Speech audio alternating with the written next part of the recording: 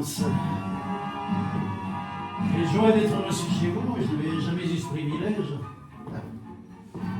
Alors voilà donc le salon de l'aigle. Ah, on m'en a tant parlé.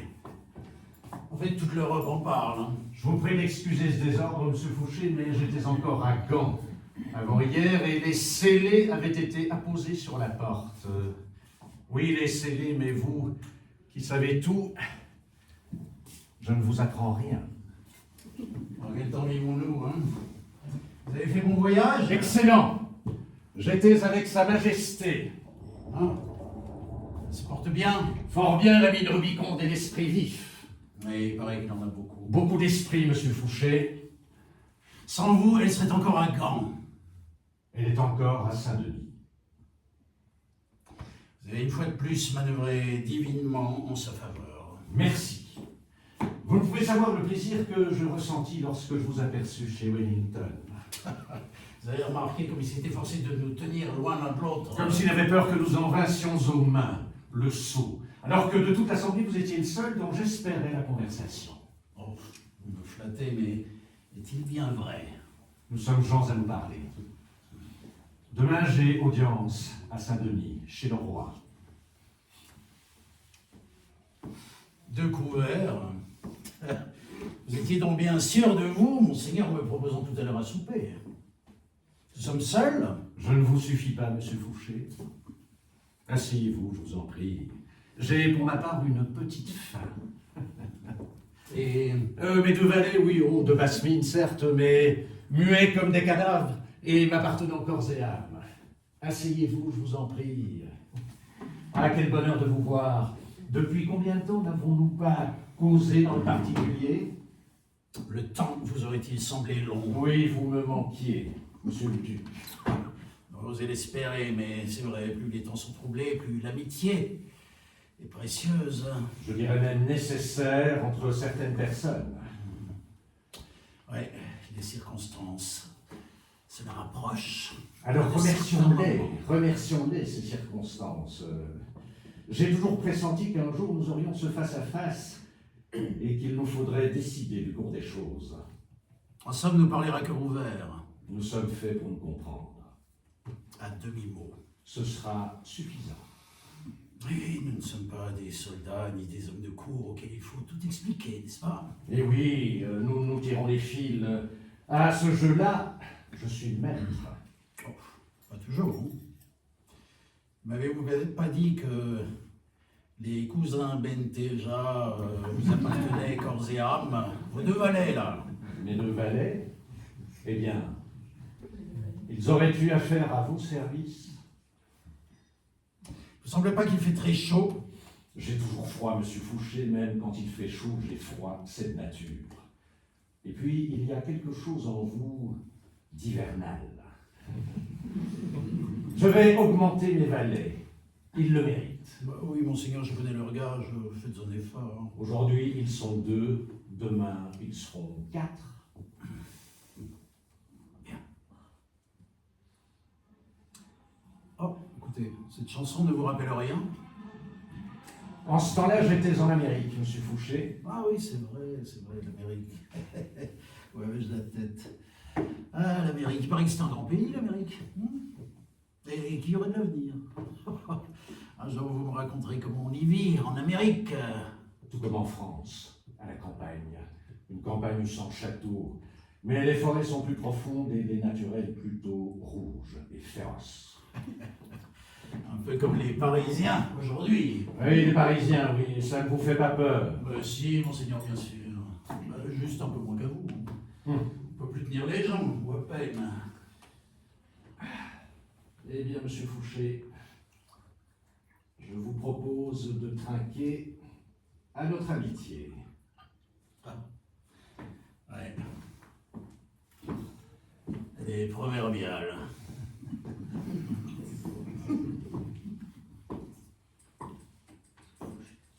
Et je vais vous le prouver. Oh. Foie gras, truffé. Du Périgord, donc, de chez moi. Prince, vous savez vivre. Une habitude, monsieur Fouché. Le savoir-vivre et le savoir-mourir, cela chez nous se sait à la naissance. À votre avis, combien de temps avons-nous pour souper dans le calme? Oh, je vous sers. Très peu de temps. Pas plus? Non, bien plus. Je ne contrôle plus que mes agents qui risquent d'être débordés à tout moment. Et il nous faut redouter l'émeute, monseigneur. J'en ai l'expérience, ils ne font pas le détail. Disons 2 heures. 2 heures pour trouver un régime à la France. Il reste que ce ne sont plus les alliés qui sont sous nos fenêtres aujourd'hui, mais le peuple. Le peuple de Paris, un peuple qui nous déteste. Et qui, curieusement, n'attend son salut. Que de nous sommes bien d'accord. Et si vous le voulez bien, nous partirons de là. Pour aller où? Où que nous allions, je crois que nous cheminerons ensemble. Auriez-vous besoin de mon bras? Oui. Comme vous avez besoin de ma tête, si j'ose dire. En somme, il était temps pour nous de renouer, n'est-ce pas? À défaut de, n'est-ce pas, eh bien, reprenez un peu de ce foie gras, à défaut de trancher.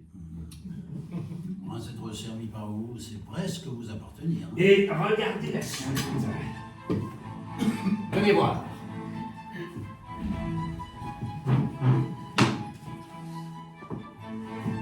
Asperges en petits pois, cul d'artichaut à la ravigote, filet de saumon et cuisses de perdrix. Ah mais à notre table, on ne peut pas penser à changer de régime. Et ce magnum de dry... Cadeau du duc de Wellington. Il a bien meilleur goût chez vous chez lui.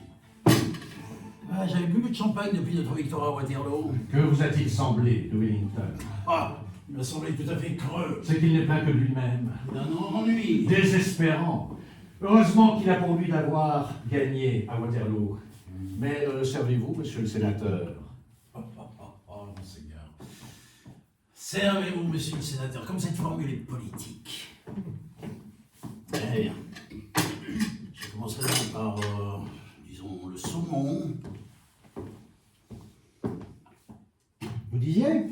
Je disais Waterloo. Les lys s'y sont refait une santé. Oh, les lys. Plus de saison, hein, ils ont eu le temps de se faner en 3 mois. Je ne suis pas de votre avis. Ça, le contraire m'est étonné. Si nous ne tombons pas d'accord cette nuit même, nous risquons de disparaître de la scène, à moins que nous soyons jetés dedans, monsieur le président du gouvernement provisoire. Nous n'avons tous les deux qu'une seule carte à jouer, vous le savez fort bien. Peut-être auriez-vous un projet pour la France? Mais j'en ai plusieurs, monsieur l'ancien chef du gouvernement de Sa Majesté. Plusieurs. Racontez-moi cela. Eh bien, c'est très simple. Qu'est-ce que c'est que ça? Un orchestre que j'ai loué. Ils viennent répéter ici toutes les nuits après avoir joué aux Italiens. Minuit, c'est l'heure où ils arrivent. Un orchestre.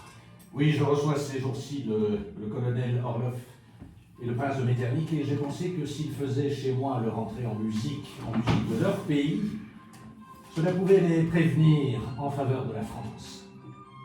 Tenez, écoutez, c'est une valse. Une nouvelle danse. Elle faisait fureur au congrès de Vienne. Et votre orchestre, il dort ici? Demandez-le à mes valets. Bon, écoutez, la situation n'est pas simple. La Chambre a proclamé Napoléon II empereur. Le fils de l'ogre, soyons sérieux. Et Marie-Louise régente, je me permets de vous le rappeler. Ce saumon est une merveille. Il vient du Rhin par courrier spécial de Strasbourg à Paris. Je pense que chez Wellington, on mange du bouilli dans de la marmelade. Bon, je vous l'accorde, Léglon n'est pas un candidat très sérieux face à l'opinion, mais il n'est pas le seul à postuler. Il y a aussi Louis-Philippe d'Orléans. Le fils du régicide. Allons. Voyons, tout serait si loin, Non, monseigneur. non, pas si loin, monsieur Fouché. Je ne crois pas que le tour du duc d'Orléans soit encore venu. Voyons plus près. Plus près? Oui, tout près. Ah ben oui, le peuple français. Non mais ne riez pas. Ne riez pas, je crois vraiment qu'une république Débarrassé de ses excès et revenu de ses illusions peut être une merveilleuse solution à la vacance du pouvoir. Vous voulez revenir au directoire, monsieur Fouché? À minuit et demi, ce 7 juillet 1815, la France est à qui la voudra, et jamais son gouvernement ne fut plus provisoire. Oh, je sais bien que vous le présidez, mais que présidez-vous, en fait? Un troupeau de parlementaires hébétés encore sous le choc de Waterloo. Que surgisse demain matin un homme résolu et ils se coucheront. Le voilà le danger, un nouveau Bonaparte issu du peuple et dont l'autorité se nourrira de la faiblesse du pays. J'estime plus prudent de nous trouver nous-mêmes un maître que nous connaissons et qui aura besoin de nous. Oui, un maître dont vous présiderez le conseil, encore une fois. Mais cette fois, avec vous, près de moi, votre Excellence. Voisinage dangereux. Mais qui vous permettra de ne pas me perdre de vue. Vous surveillerez, Fouché, vous me surveillerez de très près, vous verrez. Ce sera très intéressant. Bon, je n'en doute pas un seul instant, mais de jouons à cela plus tard, si vous voulez bien. Il y a plus urgent. Revenons aux Bourbons. Je crains qu'ils ne soient plus acceptés par le peuple. Vous craignez, vraiment? Je dis je le crains si je me mets à votre place. Voyez-vous, en tranchant sans façon la tête du roi, nous avons démontré qu'il n'était qu'un homme ordinaire. Et en effet, le ciel ne nous est pas tombé sur la tête pour autant. Alors, une nouvelle restauration dans ce pays, après tout ce qu'il a connu depuis un quart de siècle, me paraît décevante et difficile. Oui, et alors? Alors la monarchie n'est plus de droit divin. Elle n'est plus qu'une solution parmi tant d'autres. Solution fragile, et aujourd'hui impopulaire. Va falloir l'imposer aux gens. Avec quelle force, hein? On n'a plus d'armée française. Puis il y a longtemps qu'elle n'était plus royaliste. Et la police, bien que puissante, ne peut pas endiguer à elle seule une insurrection générale, non. Et puis pourquoi ne pas le dire, monseigneur, je n'ai pas du tout envie de le faire tirer sur le peuple. Et quel gouvernement a envie de faire tirer sur le peuple, monsieur Fouché? Aucun. Disons plutôt que tout gouvernement conscient de sa responsabilité envers le peuple est parfois obligé de faire disperser des attroupements de factieux dans l'intérêt même du peuple. Bon, j'ai un projet. J'en suis très curieux. En tant que président de ce gouvernement provisoire, et prétextant une pénurie de blé, un désordre dans la rue, je peux facilement mobiliser la garde nationale et faire dissoudre par la Chambre ce décret purement fictif, vous le savez, de la régence impériale. Et je le ferai sans difficulté, vous le savez également. Eh oui, les Autrichiennes n'ont plus la cote en France. Ensuite, aidé par les Jacobins, mes amis, je dissous ce gouvernement et je fonde un pouvoir communal de salut public au sein duquel se retrouveront tous les républicains, des conventionnels repentis au-dessus de l'Empire. Oui, monsieur. Ça fait du monde. Rien que des Parisiens. Paris n'est pas la France. Mais depuis 93, Paris donne le ton. Et la province suivra. Mes agents me l'assurent. Il n'y a aucune raison de se méfier d'une république assagie, égalitaire. Une république espérée en secret par un pays tout entier. Et que je prépare avec soin depuis des mois. Alors, si vous pouviez dire aux gros Bourbons qu'il ferait bien de repartir une fois de plus et définitivement vers la Belgique avec les siens, je me ferai un devoir de vous réserver les relations extérieures, mais à mon côté, dans mon gouvernement. Êtes-vous sérieux, Fouché? Qu'en pensez-vous? En tout cas, vous ne manquez pas d'imagination. Cette façon de disposer des hommes et des événements sur le papier. Vous êtes un poète. Ouais. Mais j'ai les moyens de donner vie à mon poème. Il me suffit d'y croire. Et je crois bien que j'y crois de plus en plus. Qu'est-ce que vous avez dit tout à l'heure, des asperges en petits pois? Une recette que je dois à monsieur de Cussy. Vous découpez le tendre de l'asperge en forme précisément de petits pois. Vous le lavez, l'ébouillantez, vous le passez au feu avec un bon morceau de beurre, un peu de sarriette et un clou de girofle. Et pour finir, vous y mettez une liaison de jaune d'œuf avec un peu de crème fraîche. Très bien. Je finirai par croire mes agents quand ils m'assurent que vous passez 1 heure chaque jour dans vos cuisines. Il vous trompe, monsieur le duc. J'en passe 2. Comme on nourrit les gens, on les connaît. Écoutez, ce sont les hulans de Blücher. Monseigneur, c'est Soudard en Voltaroït. Ils vont nous gâter les perdrix. Blücher, pas. Vous savez qu'il voulait faire sauter le pont d'Iéna simplement parce que son nom lui rappelait un mauvais souvenir. Il a fallu débaptiser le pont pour calmer ces gorilles. Ces gens se croient chez eux. Monsieur Fouché, ne laissons pas pourrir la situation. Pour moi, la restauration... Oh, ne me bousculez pas, s'il vous plaît, hein. C'est bien que vous ne voyez que les Bourbons, que vous n'entendez que les Bourbons. Vous n'avez que les Bourbons en tête. Oui, je comprends qu'ils vous fassent peur. Je suis duc, sénateur et conseiller d'État. Je dirige ce gouvernement provisoire. La garde nationale est à mes ordres. Les Jacobins à ma botte, la République à nos portes. Vous ne m'impressionnerez pas, monsieur. Personne ne m'a jamais impressionné. En plus, j'ai la police. Il vous reste en effet quelques agitateurs. C'est suffisant pour retarder la restauration, mais non pour rétablir la République. Il faut vous y faire, Fouché. L'avenir est aujourd'hui au passé. Les Bourbons sont les seuls à présenter certaines garanties. Pour vous? Pour moi. Pour vous. Si je m'en mêle. Et même pour le pays. Alors quoi? Quoi? Louis XVIII? Encore? Eh oui, Louis XVIII. On a sauté un numéro, mais on est toujours en famille.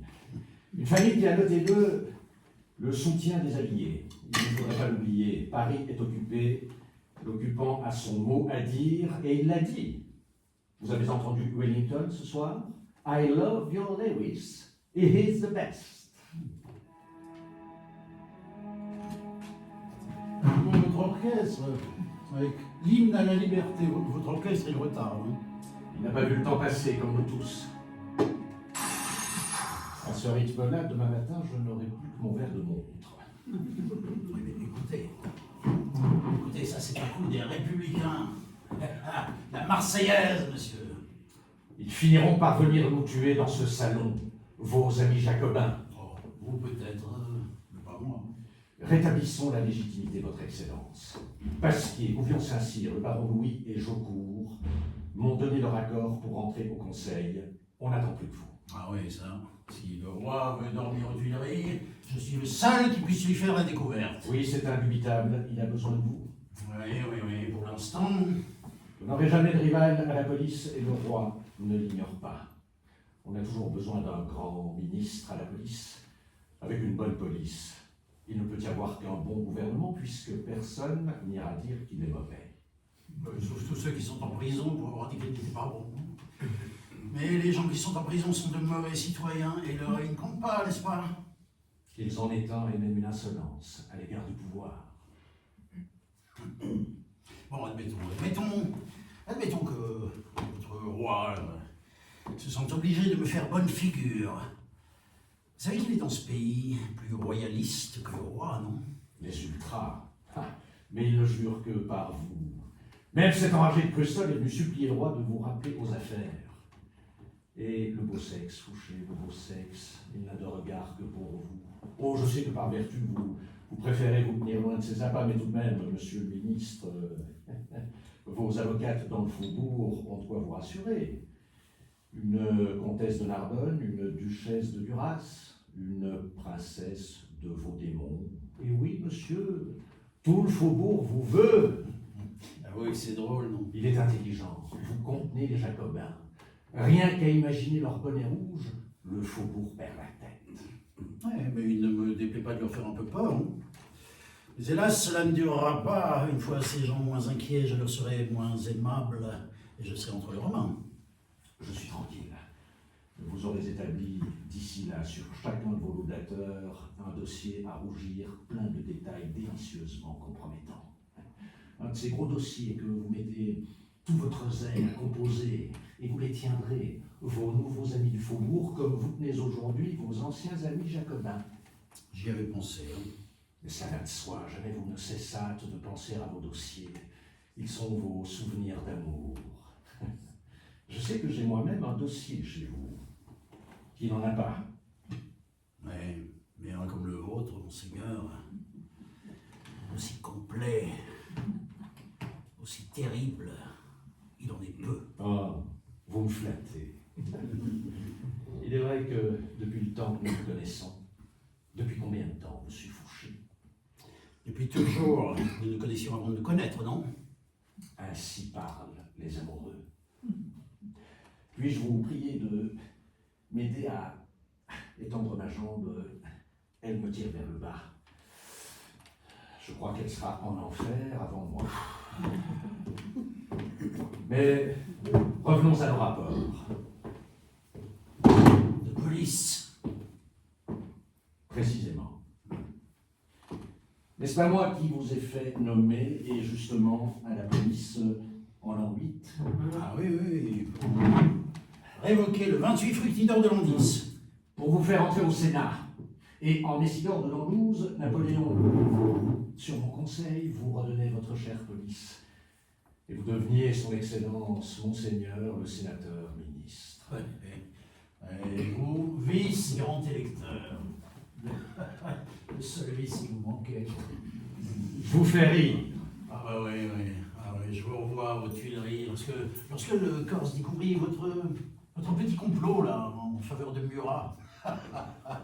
Durant 3h15. 3h15, monseigneur, j'ai regardé ma montre. Durant 3h15, il vous couvrit d'insultes. Un quart d'heure de plus que vous, le lendemain de l'attentat de la rue Saint-Nicaise. Ouais. Ouais, c'est vrai. Bah, nous sommes les deux hommes qui l'auraient le plus insulté. Et les deux seuls dont il n'a jamais pu se passer. Et deux prêtres. Or, moi, un petit frère, mais vous, évêque, par décret royal. Tout évêque que j'étais, savez-vous combien de fois j'ai dit la messe? 7 fois. Un bâtard. En tout cas, petit frère ou évêque, aux yeux de Dieu, une onction est une onction, et nous avons tous deux défroqué. Oui, mais moi, je n'étais qu'un petit moine, et ma soutane était pour moi comme un linceul, mais vous, prince de l'Église, nanti d'un évêché, dès le berceau. Prince, vous êtes gâté à plaisir. Pas à plaisir. On m'a poussé vers Dieu sur ce pied-là, et peut-être y en êtes voulu. À votre pied? Non, à Dieu. Ah, on ne s'ennuie pas avec vous, monseigneur. Et moi qui m'ennuie tant avec moi-même, on ne saura jamais Fouché tout ce que ma carrière doit à mon ennui. Comme fraîche pour le fuir. Ah ouais, on vous dit pourtant paresseux, non? Dommage que vous ne l'ayez été davantage, Fouché. Écoutez, j'ai fait ce qu'il fallait. Ça ne fait pas toujours avec joie, mais je l'ai fait. Alors faites en sorte que le roi revienne aux Tuileries. Faites en sorte, monsieur Fouché. Faites en sorte que Paris soit tranquille. Faites en sorte que le roi revienne tranquillement dans sa ville. Faites en sorte que je préside son conseil. Tout ça, je le peux, monsieur. Mais Louis de retour et sa peur apaisée, quel sera mon emploi? Oh, j'ai peut-être beaucoup d'imagination, mais je vous vois très bien dans 2 ou 3 mois, avec l'accord de Sa Majesté, bien sûr, me proposant, je ne sais pas, une ambassade au pays des peaux rouges. Ou bien alors me délivrant un mandat pour aller inspecter, disons, les bergeries dans les provinces du Midi. Je ferai un merveilleux inspecteur des bergeries, vous savez, je m'y connais comme personne en bélier mérinos.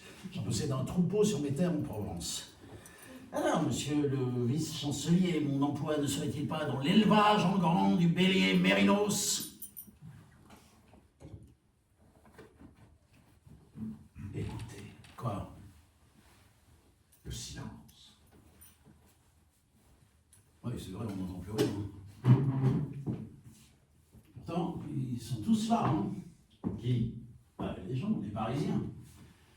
Ah, la chaussée est noire de monde. Que font-ils? Ils regardent votre façade, monseigneur. silencieusement et sans bouger. Que peuvent-ils attendre? Ils savent certainement que nous sommes ensemble, Oh oui, vos agents ont déjà répandu la nouvelle. donc ils attendent le résultat de notre rendez-vous. Je réfléchis, monsieur Fouché. Je réfléchis. Comment pourriez-vous parvenir jusqu'au roi sans que je vous fraye le passage? Il y a, vous savez bien, entre vous et le roi, ce mot glissant que vous avez laissé glisser un matin de janvier 1793. Vous vous souvenez, il était question à l'Assemblée de l'avenir de Louis XVI. Et touchant à cet avenir, quand on vous a prié de donner votre avis, oui, Louis XVIII n'avait pas un amour débordant pour son aîné, je vous l'accorde. Mais si les rois sont toujours prêts à s'exterminer en famille, ils ne supportent pas qu'un étranger au clan vienne leur donner de la lame. Il faut les prendre comme ils sont. Souvenez-vous des horreurs qu'on fit à Damiens pour un petit coup de canif donné à Louis XV, je crois. Oui, mais ça, c'était l'Ancien Régime. Mais il revient, Fouché, il revient, il est aux portes de Paris. Il a avec lui les souvenirs, les préjugés, les indignations de jadis. Pour Sa Majesté, par exemple, avez-vous une idée de ce que vous représentez? Ah ouais, oui. L'homme, le seul homme capable de faire entrer sans combat dans Paris. Cela, c'est votre utilité, pas votre identité. Non, pour Louis XVIII, il faut que vous le sachiez, vous n'êtes pas plus président que ministre, que sénateur, que policier en chef, que duc d'Otrante. Il ne sait même pas où c'est Otrante.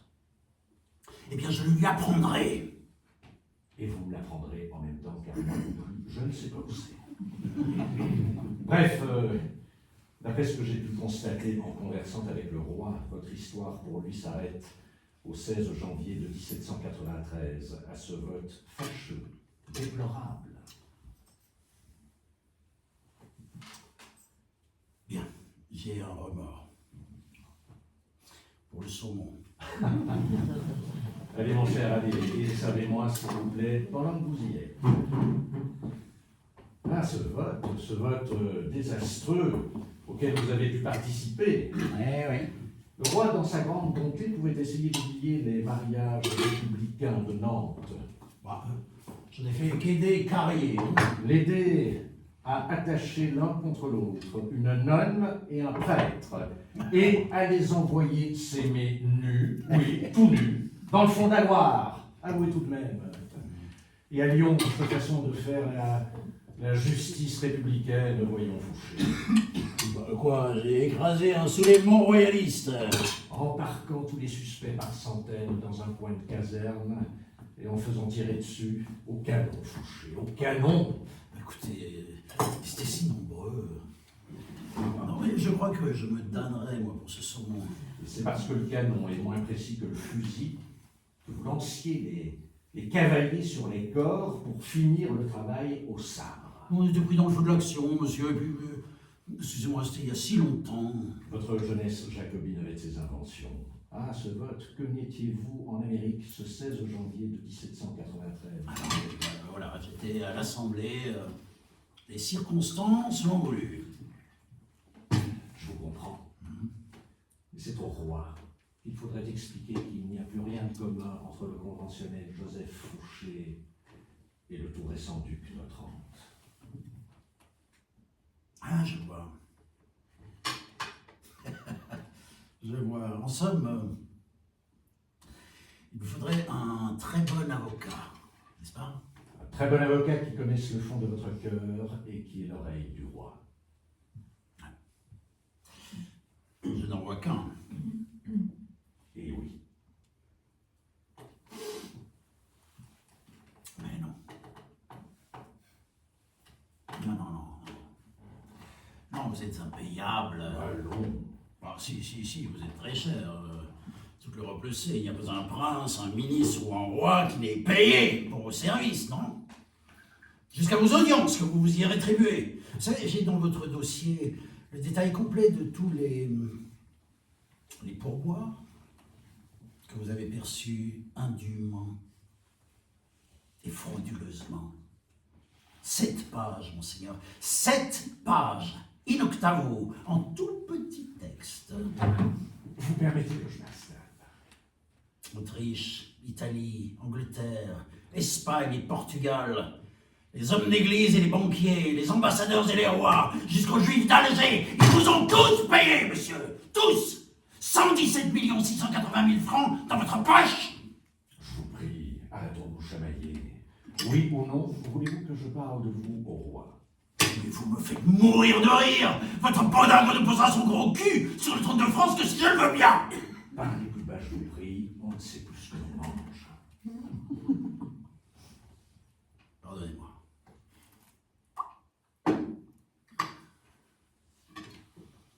À propos de cul, monseigneur,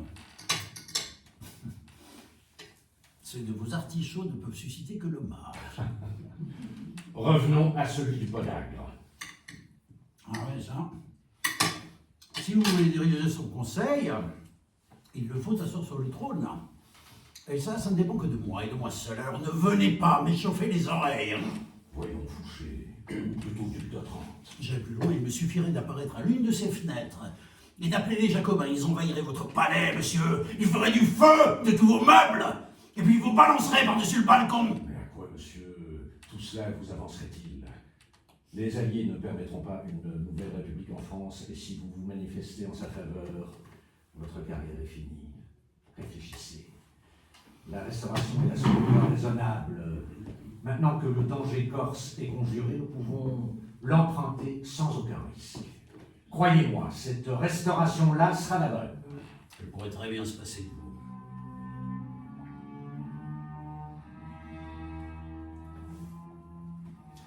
Votre position auprès du roi peut être compromise. Et elle le sera, si je le veux. Alors, ne me forcez pas à le vouloir. J'oubliais mon dossier. Il y a mon dossier. Quelle menace, j'en tremble. Vous le pouvez. Savez-vous pourquoi mon dossier ne peut rien contre moi? Parce qu'il est de notoriété publique. Il n'a rien à apprendre à personne, au roi, moins qu'à quiconque. Je suis, tout le monde le sait, un concussionnaire, un prévaricateur, un débauché, un évêque apostat, renégat, schismatique. Et marié à une catin. Divorcé. De surcroît indienne. Oui. Et ma maîtresse a 18 ans, elle vit sous mon toit, et elle est ma nièce. Toute la France en parle et s'en accommode. Non, ce qui est important aux yeux des gens, c'est mon talent. Il suffit à me préserver tout. J'en parlais encore au roi récemment, comme s'il y avait chez moi quelque chose d'inexplicable qui porte malheur au gouvernement qui me dédaigne. C'est intéressant. Et maintenant, monsieur le sénateur, regardons devant nous. Demain, je vais à Saint-Denis m'entretenir avec le roi, je peux m'entremettre pour vous. Vous entremettre? Je lui ferai valoir votre talent et tout ce que la France et tout ce que l'État peut encore espérer de vous. Sa Majesté Louis XVIII a le sens de l'État et le souci de la continuité dans le service. Tous vos dossiers vous vaudront bien de revenir à la police, où ils reprendront leur place naturelle. Et voyez-vous, pour l'instant, je dirige et je préside ce gouvernement provisoire. La garde nationale est sous mes ordres. Et je n'ai qu'un mot à Et dire. le roi n'aura plus qu'à revenir coucher à Gand. Mais il le sait. Il sait très bien qu'en dépit de sa forme sphérique, il ne peut regagner les Tuileries par la voie aérienne. À propos, vous savez qu'il a encore grossi. Tout lui fait ventre, un ventre potentat. Eh bien, si le roi connaît mon pouvoir, s'il sait que je suis le seul qui puisse contenir les Jacobins, qui eux-mêmes contrôlent la rue, qu'ai-je besoin d'un avocat? La cause est entendue d'avance. Il me suffit de me présenter seul à Saint-Denis et je serai reçu immédiatement. Je me ferai un plaisir de saluer Sa Majesté de votre part. Et là, vous le constaterez très vite. Une mémoire de jeune homme et un entêtement de mule, et avec cela rancunière, tatillonne, n'ayant rien oublié ni rien appris, et donnant quelquefois l'impression qu'elle préfère mourir en exil plutôt qu'être obligée de composer avec certaines gens. N'oublions pas que chez les rois, l'intérêt politique est quelquefois subordonné à ce qu'on appelait jadis. Comment l'appelait-on jadis, ce sentiment? Ah oui, le sens de l'honneur. Pour Louis XVIII, par exemple, un mot dit par étourderie un matin de janvier 1793 peut lui demeurer 20 ans dans l'oreille. Il est vrai que ce mot pesait son poids d'acier et que celui qui l'écoutait au banc des accusés était son frère. Quel que soit le besoin qu'il ait d'un homme, il peut très bien lui refuser à jamais son pardon et lui interdire toujours son antichambre. Absurde, allez-vous dire. Et c'est pourtant ainsi que sont parfois les rois. Et c'est compte tenu de ce qu'ils sont que vous ne pouvez négliger le soutien de mon art auprès du souverain. Le soutien de votre art? Oui, pour faire oublier au roi Louis XVIII qu'il y a de cela 22 ans, vous avez fait couper en 2 morceaux son aîné, Louis XVI.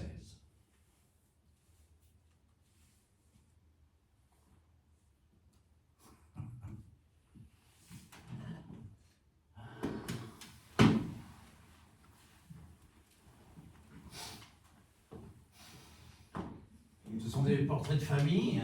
On ne les compte plus dans la maison, nous avons des parents sur tous les murs. La première fois que Sa Majesté m'a reçu, elle eut la courtoisie de me rappeler que nos 2 maisons dataient toutes les deux du Xe siècle, et me fit remarquer que si mes ancêtres avaient été plus forts et plus habiles que les siens, c'est moi qui, ce jour-là, leur ai prié de prendre une chaise afin de discuter de nos affaires. Et ce jeune homme? Le petit-fils du grand Condé. Ah, le duc d'Enghien. Lui-même. Donc, un Bourbon. Cousin du roi. Enlevé en pays de Bade. Un pays neutre. Et par des soldats français sur l'ordre de Bonaparte, jugé sans avocat, condamné sans la moindre preuve, et exécuté le soir même, fusillé dans un fossé du château de Vincennes. Une tache de sang sur les ailes.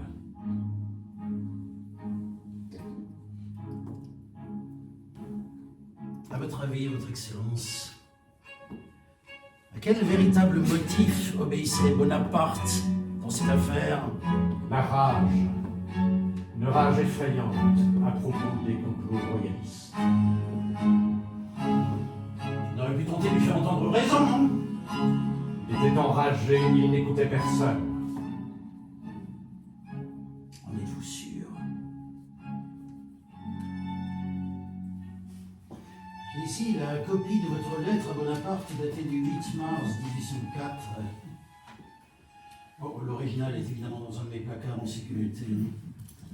J'ajouterais que je la tiens de Meneval. Vous vous souvenez de Meneval?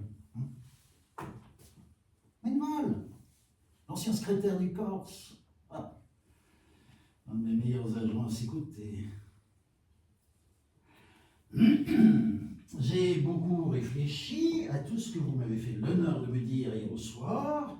Voilà qu'une occasion se présente de dissiper toutes ces inquiétudes. La laisserez-vous échapper? Elle vous est offerte par l'affaire qui doit amener bientôt devant les tribunaux les auteurs, les acteurs et les complices de cette conspiration récemment découverte. Les hommes de Fructidor s'y retrouvent avec les Vendéens qu'ils secondent. C'est un prince de la maison des Bourbons qui les dirige.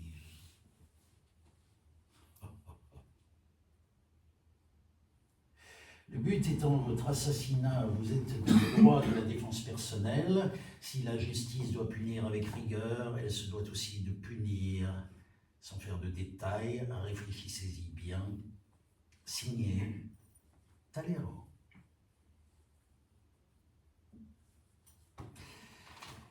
Et vous avez fait saisir le dossier de l'affaire d'Anguien en 1814. Et vous l'avez brûlé.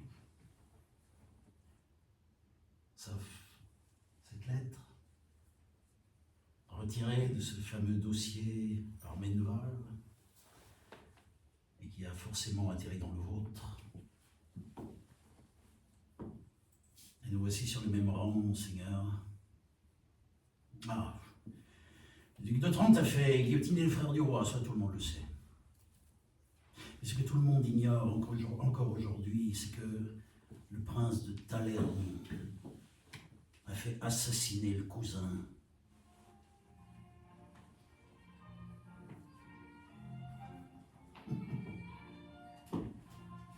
C'est cette danse autrichienne. Oh, oh. Rien qu'à l'entendre, on a envie de tout revivre, non? Moi, elle me donne des ailes. Dites-moi, si on ouvrait les fenêtres, vous ne croyez pas, ils pourraient en profiter dehors. Vous imaginez, ce soir, Paris, tout Paris, dansant au son de votre orchestre? Il vaudrait mieux qu'il danse, monseigneur, plutôt qu'il ne pense à vous faire quelques misères.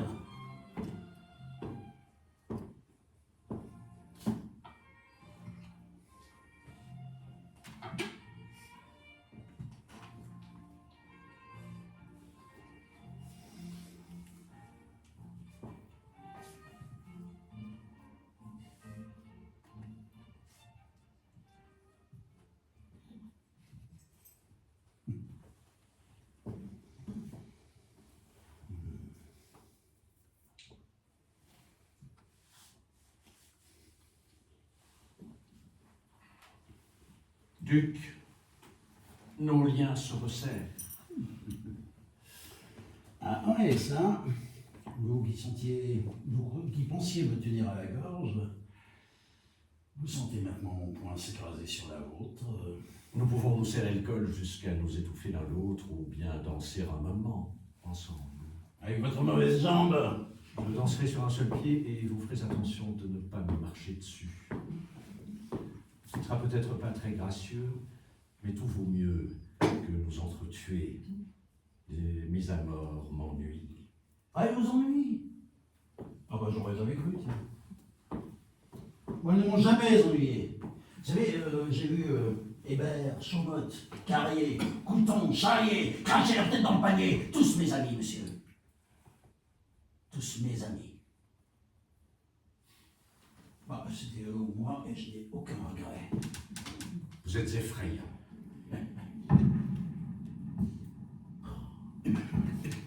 Pourquoi tiraient-ils encore? Parce qu'ils ne sont pas contents.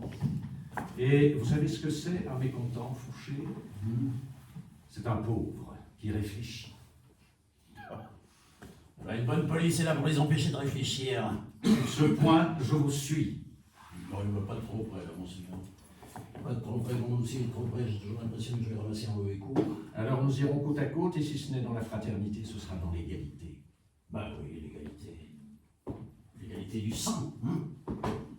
Le sang des Bourbons, qui nous a baptisés tous les deux, entrantes et bénévents, égaux dans la trahison et l'exécution. Ah, nous buvons trop peu de champagne, il donne envie d'aimer. Je finirai par vous aimer, mon cher, si j'en écoutais le champagne. Oh. Bah moi, plus j'en vois, plus je me méfie de vous. Et moi, qu'allez-vous demander de m'accompagner demain chez le roi à Saint-Denis? À Saint-Denis. Oui. C'est là qu'il attend de votre part son passeport pour le château des Tuileries. Et que voulez-vous que je lui dise? Il suffira que vous vous mettiez à genoux devant lui et que vous baisiez la main qu'il vous tendra. Rien que ça. Ah, l'émotion fera le reste. Nous n'avons plus que quelques heures à espérer être ministre de ce roi. Je crois qu'il faut vous décider. Ouais, bah je réfléchis. Visiblement. Ne croyez pas que parce que je vous ai donné les détails de la cérémonie, je sois d'accord sur le fond. En tout bien pesé, cette monarchie est absolument Excusez-moi, mais je commence à avoir sommeil. Madame la duchesse de Dino me réclame avant de s'endormir. Votre nièce, là? Eh ben, votre nièce, elle attendra! Elle n'a pas cette habitude. Mais ce soir, en votre faveur. Ah, ses yeux font la lumière dans la nuit. Que peut-elle bien voir en moi que je n'ai jamais vu? Mais que dites-vous? Quelle heure est-il? Il est 1 heure du matin. Ah. Et les Parisiens toujours là? La grande foule. Quel air ont-ils? Un air lourd, monseigneur. C'est l'orage. Il ne crèvera pas cet orage. Ils rentreraient chez eux s'ils crevaient. La pluie est contre-révolutionnaire. Ouais, c'est vrai, il y a des éclairs, mais il ne pleut pas. Oh, vous ne trouvez pas qu'on étouffe ici? Même ce soir, j'ai froid. Vous savez, vous qui savez tout, que je porte 3 flanelles, 2 caleçons, une chemise, une culotte et un gilet. Et la nuit, pour dormir, 14 bonnets de coton enfilés les uns sur les autres. 14. 14? Non, on m'avait dit 18. Ah, les gens exagèrent toujours. Non, 14, j'ai toujours froid. Et puis au cas où je viendrais à tomber de mon lit pour amortir la chute. Ouais. Habillage et déshabillage en tout 3 heures ou 4. Ensuite, les repas, le whist, les dames ici et là, dans la journée. Enfin, la politique et ses grimaces. On me croit affairé, mais je musarde. Une nuit, j'ai rêvé de vous. Un cauchemar, sans doute. Ah, ouais. On vous déshabillait, comme le fait chaque soir votre valet. Vous savez ce qu'on trouvait après vous avoir épluché de toutes vos étoffes? Rien. Comment avez-vous deviné? Mais parce que c'est vrai. Vous êtes un bon policier, Fouché. Chez moi, même en habit de cour, doublé, doré et décoré, le rien perce. À propos, si vous vous décidez à m'accompagner chez le roi demain, il vous faudra prêter serment, le serment de fidélité. Bon, ce ne sera que le 8e. Vous, 8, moi, 12. Bah, on n'a qu'une parole, monseigneur, il faut bien la reprendre. Surtout si l'on doit la redonner. Ah, vous allez rire, monsieur Fouché, mais cette fois, je suis sincère. Dans ma jeunesse, j'ai eu une ambition pour la France. J'aurais voulu exemplaire. On y aurait parlé la plus belle langue du monde et créé librement des chefs-d'œuvre dans tous les arts. Il est bien malheureux que l'empereur n'ait pas eu cette idée de la France. Lui ne l'aimait que débordant de ses frontières naturelles, en crue, si j'ose dire. Ah, j'ai horreur de la démesure, et cette France-là, batailleuse, aspirant à toute l'Europe, ne me disait rien qui vaille. Et puis, Napoléon, dans ses fureurs, a tué la douceur de vivre. La Restauration va ramener dans ses fourgons les privilèges, elle ne redonnera pas du génie aux privilégiés. En somme, vous n'avez trahi que par vertu, vous. Je n'ai jamais abandonné un prince avant qu'il ne se soit abandonné lui-même. Infidèle au régime, mais toujours fidèle à la France. Et puis, je vais vous faire un aveu, monsieur Fouché, tout ça, tout ce qu'on dit de moi, je m'en fous. Ah, je vous envie, monseigneur. Eh oui, je vous envie d'être né. Moi, mes trahisons n'ont pas d'antécédents dans l'histoire de France, donc de branche, en quelque sorte. En quelque sorte, oui. Le premier Talleyrand qui trahit son roi vivait autant que Capet. C'est devenu un souvenir à la gloire de la famille. Ah, je vous acquitte au nom de vos ancêtres, parjures, meurtriers, prédateurs. Hein? Et vous, votre Hante, au nom de quoi pouvez-vous demander les circonstances atténuantes au tribunal suprême? Moi, monsieur, je suis un passionné. Ah, la passion. Quelle excuse. Quel argument que d'acquittement on lui doit. Eh bien, la mienne est dévorante. Et je me suis dévoué tout entier tant que je vivrai. Son nom, Fouché, son nom. Le renseignement. Tout savoir sur l'individu. Le démasquer, le déchiffrer, l'ouvrir. Vous commencez par ces tiroirs, je suppose. Acheter la femme qu'il aime.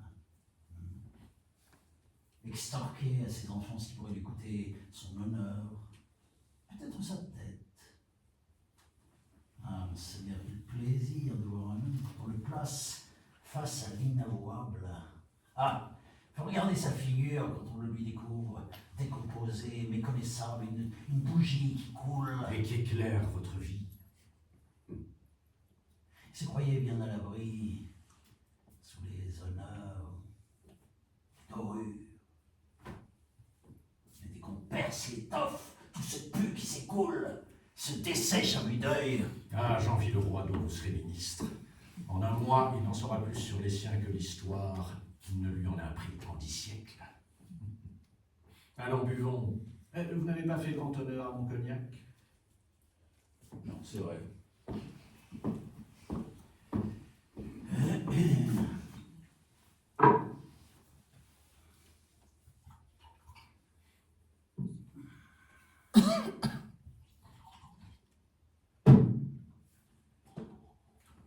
Si vous le permettez, ce n'est point de cette façon qu'il faut boire le cognac. Ah non?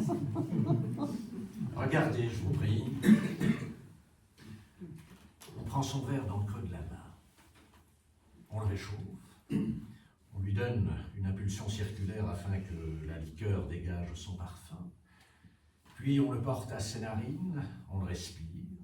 Et puis, on le repose et on en parle. Vos belles manières, monseigneur, vos belles manières, elles puent la mort. Nous ne sommes plus désormais vous et moi du même temps. Le vôtre est en train de crever d'une indigestion de politesse, c'est le mien qui va lui succéder. Le vrai pouvoir sera bientôt aux mains des subalternes, des délateurs, des traîtres, des espions. Personne ne saura jamais s'il est en règle, parce que la règle sera équivoque et terrifiante. C'est comme ça que j'entrevois la police, indéfinie, protéiforme, invisible, toute puissante. Elle sera dans chaque conscience. Et alors, monsieur, ce sera l'ordre.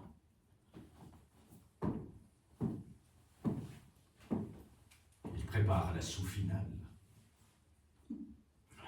Non, je crois pas. Non, mais... quelques furieux qui allument des feux de paille, mais... c'est tout seul. Toujours aussi nombreux. Oh. Plus encore. Inquiet, Fouché. J'aime l'ordre, vous le savez. Ah, s'il y avait une tête à la police. À trop attendre, nous serons balayés. Nous serons nettoyés, monsieur Fouché. Ouais, mais vous en premier. Ah oui, on passe en premier quand on s'appelle talent, non?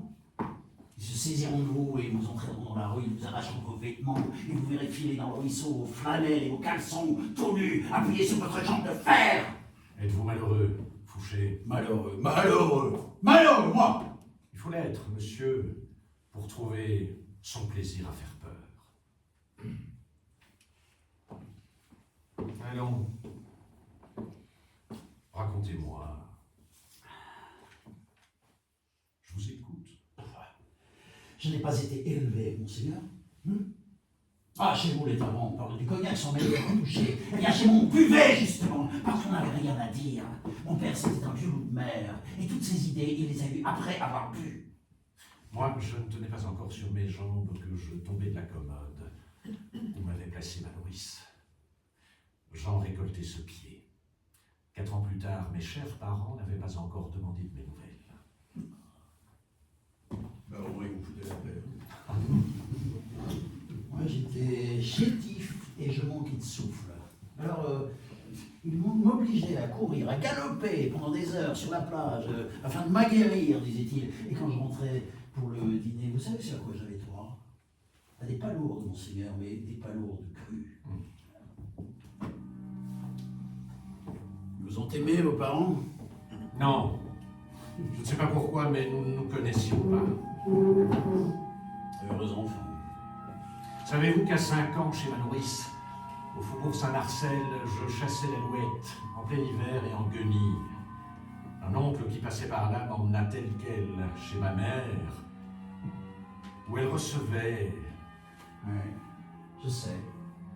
Je me trompe, elle s'est agenouillée et vous a glissé à l'oreille. Allez, monseigneur. Allez vite embrasser cette personne qui est madame votre mère. J'obéis, mais ce baiser-là, elle ne me le rendit pas. On n'a pas eu d'enfance.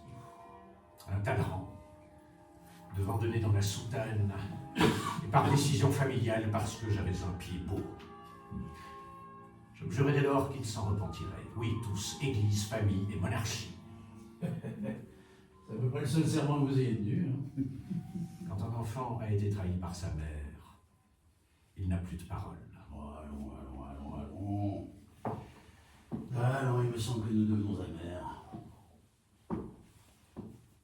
Faut noyer cette inclination. Hein.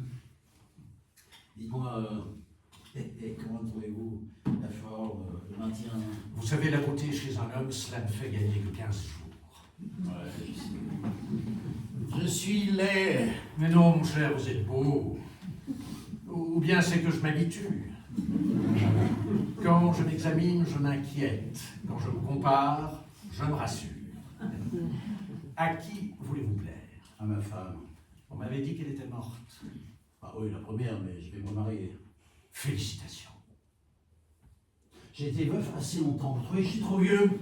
Avec votre fortune et votre titre, un homme n'est jamais vieux, duc. C'est ce que je crois. En plus, c'est le même. Et vous? Il suffit que je la vois et... Enfin, dès qu'elle apparaît, je...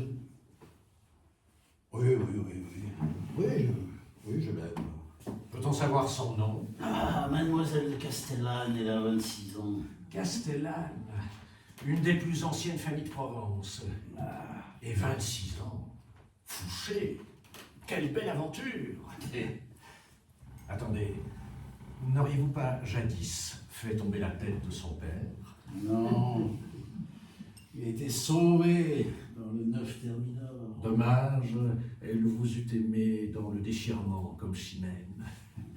Mais dites-moi, duc d'Otrante, simple curiosité, vous qui êtes l'homme le plus riche de France et marié, pas encore, fiancé à une très jeune et jolie femme, pourquoi ne pas vous retirer dans votre château d'Aix?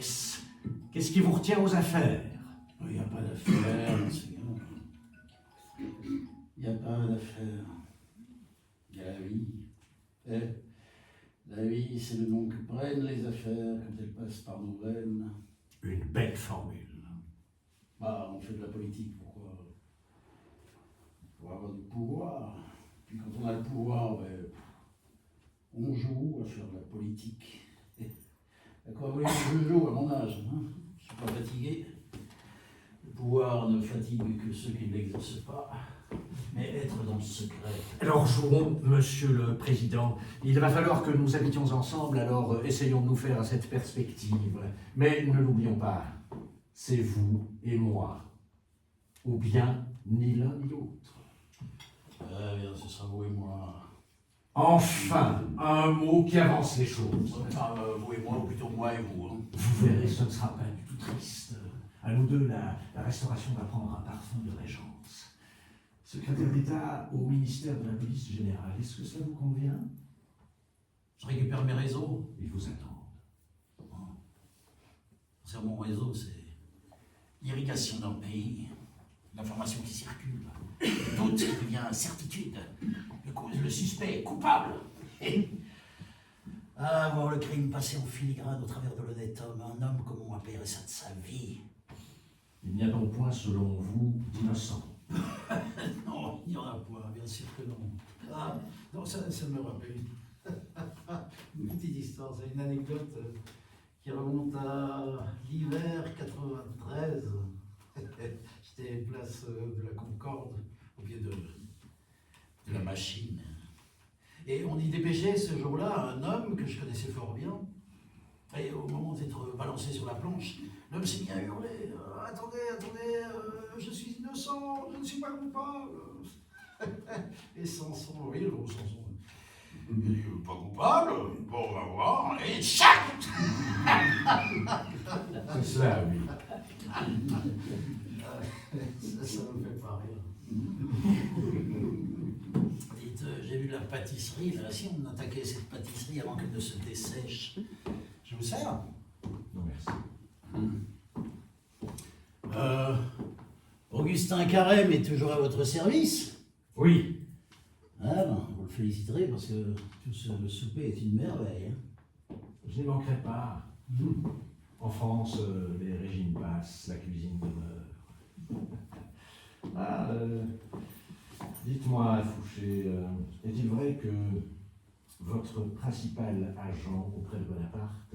Ah, vous voulez parler de Joséphine? Joséphine, ouais.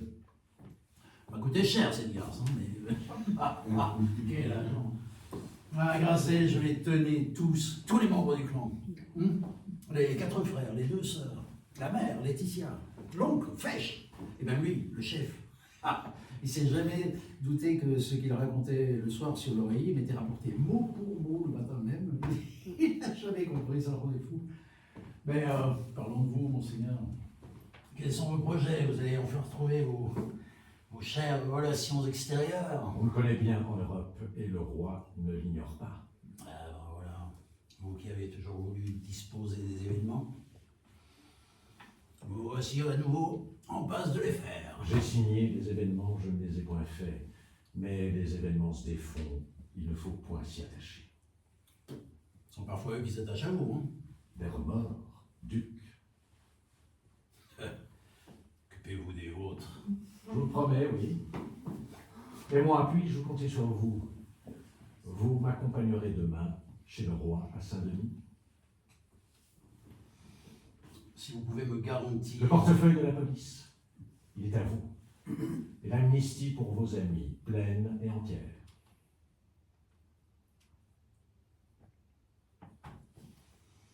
Bon, mais dans ce cas, je viendrai. Maintenant, je vais aller dormir. Il ne faudrait pas que je restasse les 2 genoux plantés dans le sol devant le fils de Saint-Louis. À demain. Je viendrai vous prendre à 10 heures en voiture pour vous conduire à Saint-Denis. Je serai prêt.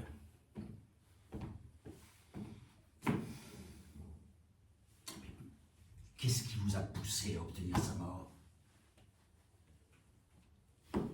Enfin, vous ne pouviez ignorer qu'il était parfaitement inoffensif, qu'il était fidèle à son roi. Pourquoi l'avez-vous fait assassiner? Les royalistes relevaient la tête. Il fallait frapper haut, faire un exemple. Il me semblait que nous étions d'accord à ce sujet.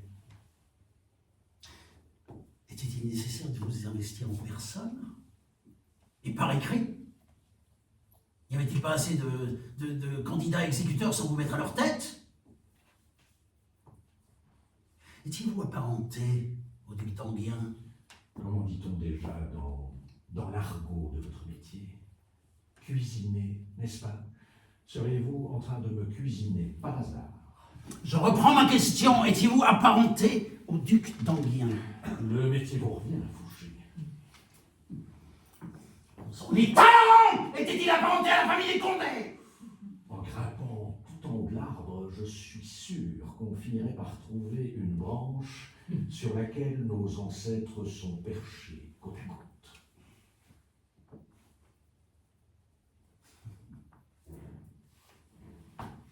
Il était jeune. Il était beau. Il était fidèle à son roi. Il ne complotait pas. Il n'avait aucun vice. Et surtout, monsieur, il ne boitait pas.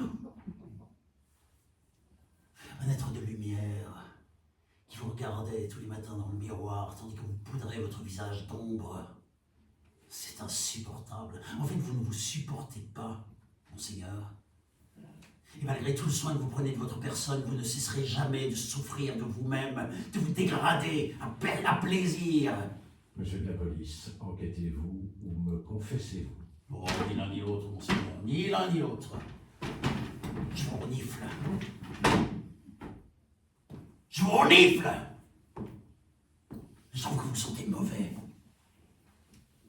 Bien plus mauvais que moi, qui ne sent que le sang. Ne vous enfantez pas auprès du roi. Son odorat est très sensible à ce parfum, surtout en ce qui vous concerne.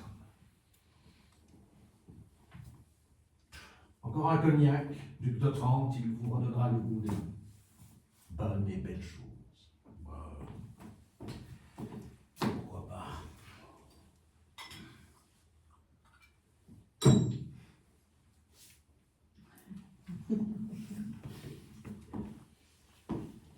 Allez-vous mieux?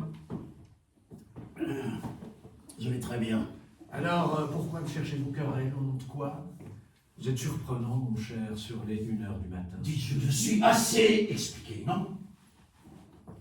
L'histoire jugera. À l'immobilité de l'histoire et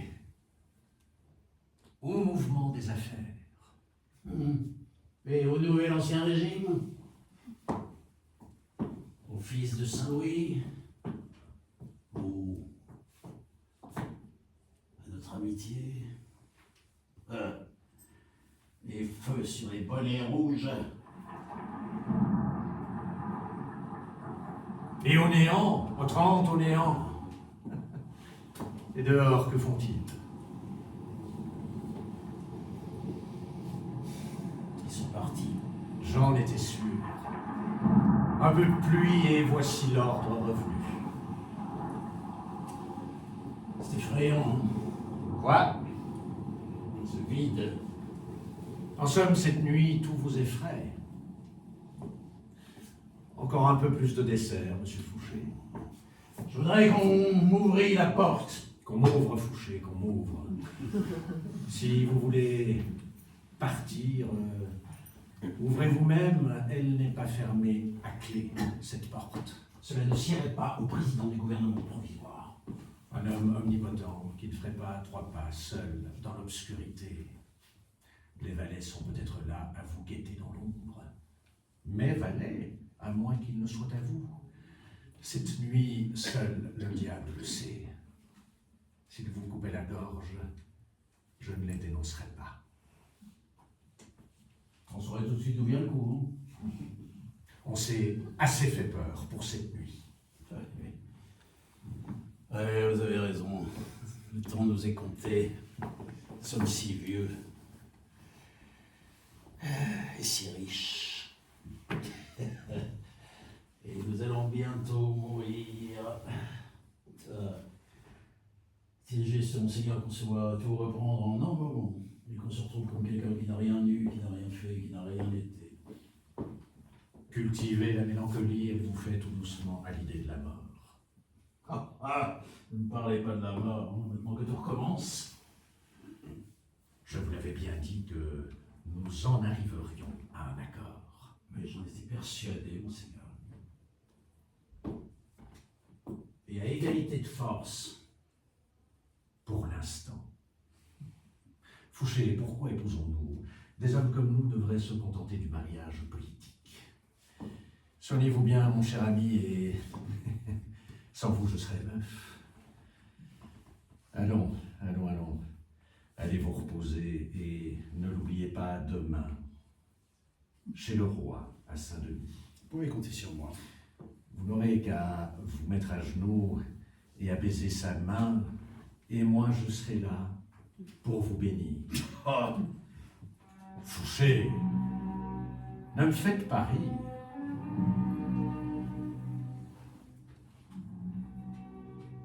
Je me rendis à Saint-Denis. Introduit dans une des chambres qui précédaient celle du roi, je ne trouvai personne. Je m'assis dans un coin et j'attendis. Tout à coup, une porte s'ouvre. Entre silencieusement le vice appuyé sur le bras du crime. Monsieur de Talleyrand marchant soutenu par Monsieur Fouché. La vision infernale passe lentement devant moi, pénètre dans le cabinet du roi et disparaît. Chateaubriand, mémoire d'outre-tombe, le 7 juillet 1815.